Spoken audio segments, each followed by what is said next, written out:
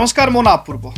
दर्शक बंधु ढेंकानाल एक 1700 एकर जमी को नहीं एवं चर्चा जोरदार चर्चा होटा वेदांत को से जमी को साग माछ दर में दे दि जाए आसवा चर्चा। प्रथम प्रश्न हूँ अव्यवहृत जमी कहार लाभ आसे कि जो जमीर व्यवहार होना केमती कहार लाभ आस ठीक से ही ढेंकानाल में 1700 एकर जमी अव्यवहृत हो पड़ रही जहाँ शिल्प उपयोगी करने को अंटा भिड़ी सरकार सब राज्य सरकार करते यहाँ वेदांत कंपानी को देवाकू सरकार विचार करुँच अपप्रचार चली जे साग माछ दर में सरकारी जमी बिक्री हो सरकार जमी देउछन्ते किंतु प्रश्न होउछि जे सेठी जमी जदि फांका पड़ुछि ताहले लाभ कहार होउछि सरकार को लाभ होउछि ना लोकंकर लाभ होउछि एबे मनरे प्रश्न उठिवा स्वाभाविक अव्यवहृत जमी बा जेउ जमी को एपर्यंत व्यवहार करा जाई नाही ताकू जदि वेदांत को दिया जाउछि ताहले लॉस क्योंठी रहुछि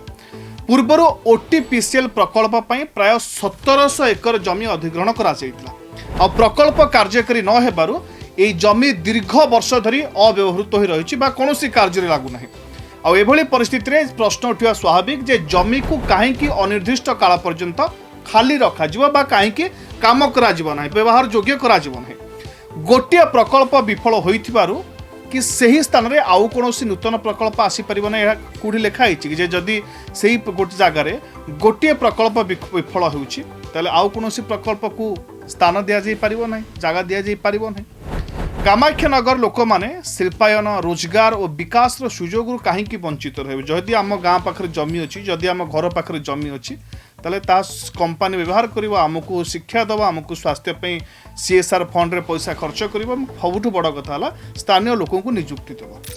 वेदांत ग्रुप पूर्व रायगड़ा और ढेंकानाल में प्राय 1.8 लाख कोटी टंका विनियोग कर नूतन आलुमिना रिफाइनरी आलुमिनियम सेल्टर एवं 4900 मेगावाट विद्युत केन्द्र और डाउनस्ट्रीम आलुमिनियम पार्क स्थापन करने को प्रस्ताव देछि राज्य सरकार को आ बृहत विनियोग को दृष्टि रखी सरकार अव्यवहृत जमी को शिल्प कार्य लगाइबा वेदांत को आवंटन करने को विचार कर एक सूचना आपको देवाक चाहूँगी जे ओटीपीसीएल प्रकल्प बंद होगा पर ही जमी अदरकारी हो पड़ रही तेणु एते जमी सरकार कौन बा करिथांते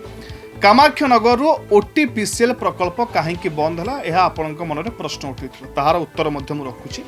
ढेंकानाल कामाख्यानगर 2400 मेगावाट क्षमता विशिष्ट तापज विद्युत प्रकल्प स्थापन Odisha thermal power corporation limited बा ओटीपीसीएल गठन करा जायतिला या ओडिशा माइनिंग कॉर्पोरेशन बा ओएमसी और ओडिशा हाइड्रो पावर कॉर्पोरेशन बा ओएचपीसी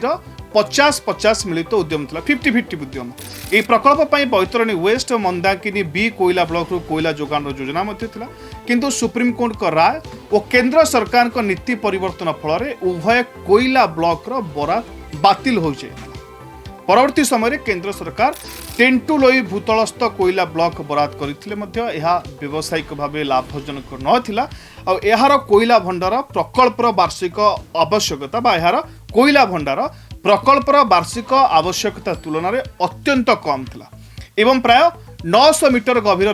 खनन अत्यधिक व्ययबहुल थिला राज्य सरकार पर छेंडीपदा और छेंडीपदा 1 कोयला ब्लॉक बराद केंद्र को अनुरोध करथिले किंतु ताहा सफल होई नथिला या सहित प्रकल्प एनटीपीसी को रणनीतिगत सहभागी करने को उद्यम करा जायतिला किंतु अंशधन बंटन नहीं सहमति न हेबारु एही प्रस्ताव आगको बढ़ी पारि नथिला अतएव ओटीपीसीएल प्रकल्प बंद होबार प्रमुख कारण थिला कोयला लिंकेज अभाव यह कौन प्रशासनिक किंबा नीतिगत विफलता नुहे परवर्ती समय ओटीपीसीएल को विलोप करने को राज्य सरकार निष्पत्ति नहीं एबे प्रकल्प बंद होगा पर जमी को अदरकारी भाव न पकई शिल्प व्यवहार चिंता करिसेंती सरकार तेणु जदि अदरकारी जमी अव्यवहृत जमी को शिल्प संस्था को दि जाउछि ता प्रतिबदल राज्यर विकास होउछि किछि लोकों को स्थायी नियुक्ति मिलुछि एवं सीएसआर एक्टिविटी द्वारा शिक्षा स्वास्थ्य गमनागमन उन्नति हो पारुछि ताहले कंपानी को विरोध कौन पाई।